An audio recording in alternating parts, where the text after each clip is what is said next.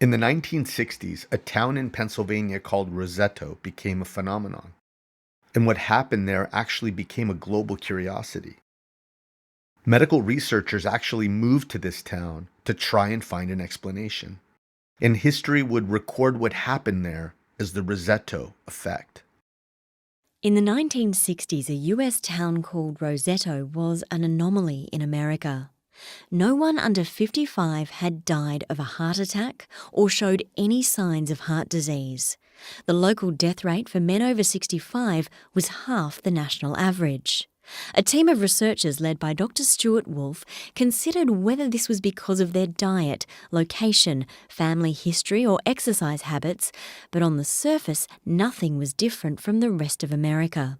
In fact, the town was made up of Italian immigrants who worked in quarries and factories, smoked unfiltered cigars and had dinner tables laden with rich Italian food. Rosettans of the 1960s still held on to their old world ways. It was normal to find 3 generations under the same roof. 80% of men in the town were members of at least one community group. They would gather in each other's kitchens, play cards and simply talk. The conclusion? Rosettans were nourished by each other. Over the next decade, the multi-generational homes broke up, and by 1971, when opulent houses, expensive cars and swimming pools appeared, the first person under the age of 55 died of a heart attack. By the 1980s, the rate of fatal heart attacks in Rosetto was the same as the rest of the country. Communitas, the Latin noun for the transient personal experience of togetherness. Every living being needs an ecosystem to survive, not just externally, but internally. And to exist personally, we actually create our own intra-communities. It's that exclusive place where we gather all that is valuable to us.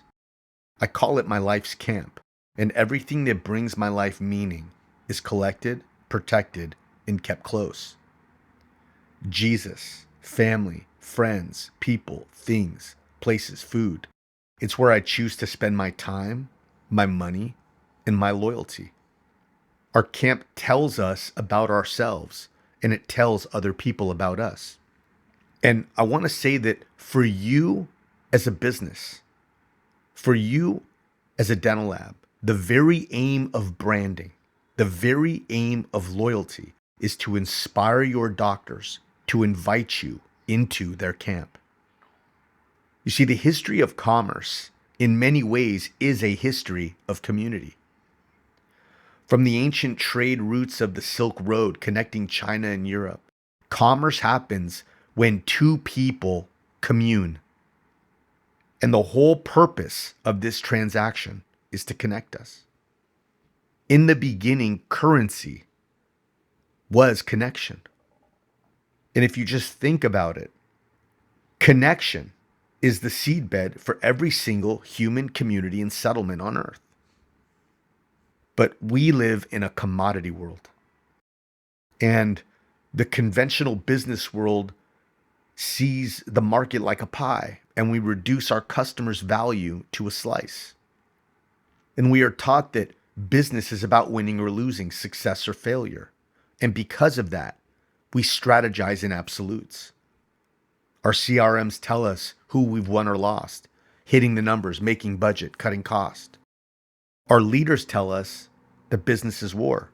And we bring in consultants and deploy sophisticated SaaS tools and drop our pants in price, all because we played the game of business to win. But in James Carson's intriguing book, Finite and Infinite Games, he introduces a game theory that basically states that there are only 2 games that can be played: finite games and infinite games. Now, a finite game is played for the purpose of winning. An infinite game is played for the purpose of staying in the game. A finite game has an ending. Someone wins and someone loses. But the infinite game has no finish line and no winner. A finite game like football has fixed rules, but an infinite game like knowledge has no rules. And in Simon Sinek's book, The Infinite Game, which is based on Karsa's concept, he uses the Vietnam War as an illustration. And a close examination of the war reveals a remarkable picture. That America actually won the vast majorities of the battles that it fought. And over the course of the war, America lost 58,000 troops. North Vietnam lost over 3 million.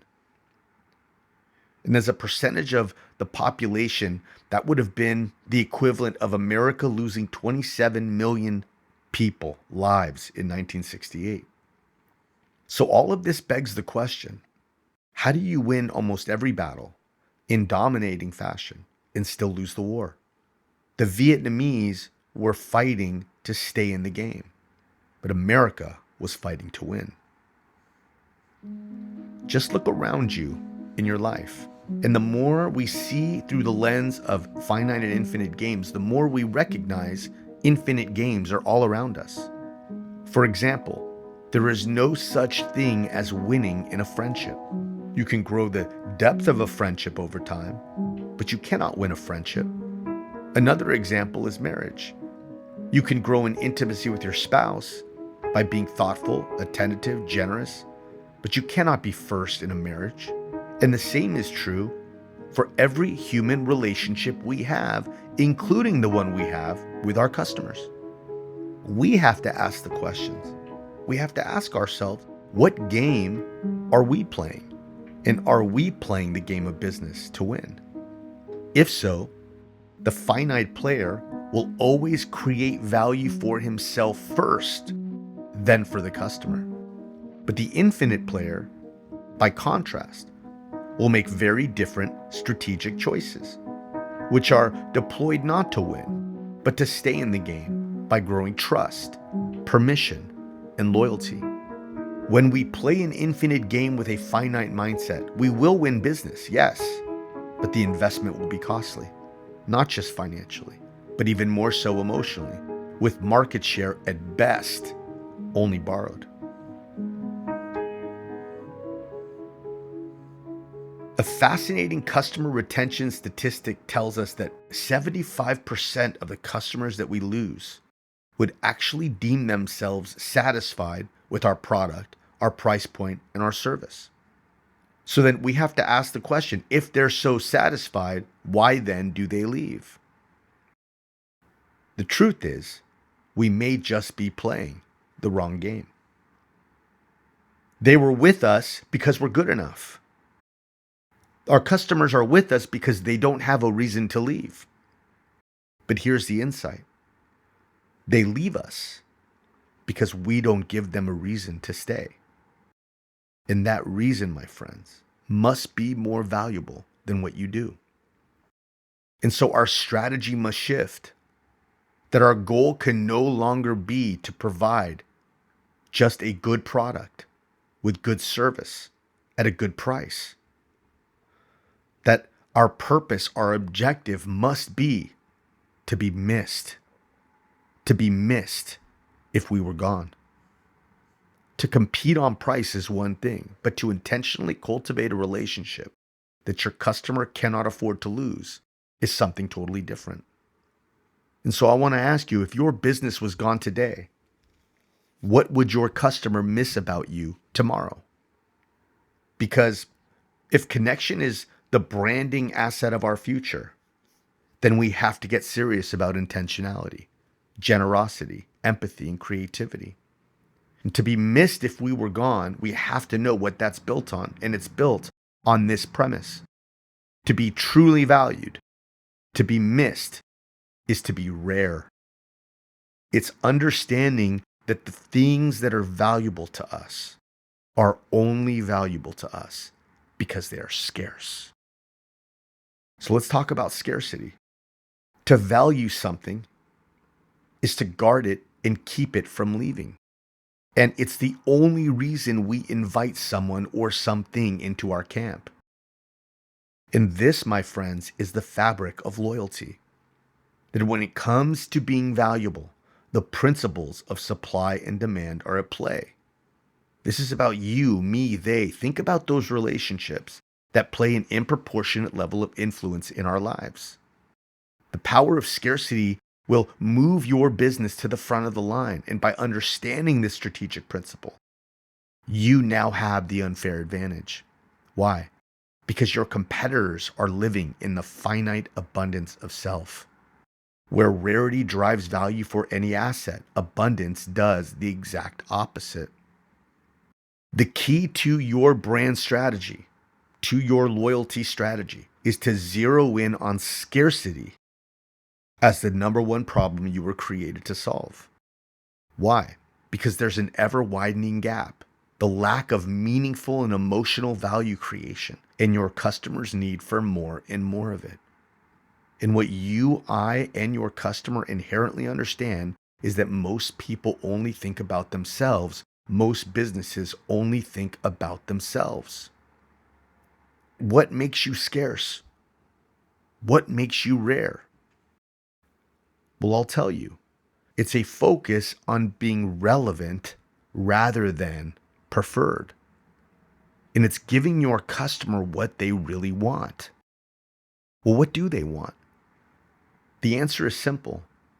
They want what we all want. And all we want are the answers to these three questions. Do you see me?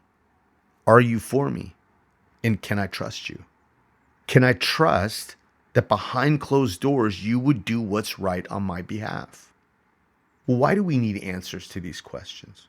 Because the world's greatest abundance is neglect. And branding is an experiential outreach. It's saying with actions, I see you, I'm for you, you can trust me. Please hear me. If we behave in ways that are expected of us, we are blind to our customer, and in turn, they will be blind to us. The ability to create value that is recognized is essential for loyalty.